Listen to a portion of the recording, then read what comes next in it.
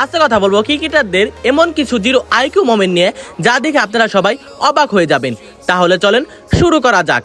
প্রথম ঘটনাটি ঘটেছিল মহারাষ্ট্র প্রিমিয়ার লিগে, যেখানে গোলাপুর এবং রয়্যালসের সাথে একটা ম্যাচ চলতেছিল, যেখানে রয়্যালসের ব্যাটসম্যান একটা শট মেরে 2 রানের জন্য দৌড় দেয়। কিন্তু তখনই দুই ব্যাটসম্যান বলের দিকে তাকিয়ে থাকার ফলে মাঝ ক্রিজে দুজনের সাথে সংঘর্ষ হয়ে যায় এবং দুজনই ক্রিজে মাঝখানে পড়ে যায়, যার ফলে ফিল্ডার টিমের কাছে একটা রান আউটের সুযোগ চলে আসে। কিন্তু যখন ফিল্ডার বলটা উইকেট কিপারের কাছে দেয়, কিন্তু তিনি স্টাম্পে না মেরে নন স্ট্রাইকে থাকা বলারের কাছে দিয়ে দেয়, আর তিনি বলটাকে ধরতেই পারে না। এরপরে 2 নাম্বার ফিল্ডার এসে বলটাকে ধরে এবং স্ট্রাইকে থাকা ব্যাটসম্যানকে আউট করার জন্য বল নিয়ে দৌড় দেয়, কিন্তু সে মাঝ ক্রিজ থেকে বলটাকে থ্রো করে দেয়, যার ফলে স্টাম্প মিস হয়ে যায় এবং বাই হিসাবে একটা বাউন্ডারি চলে আসে।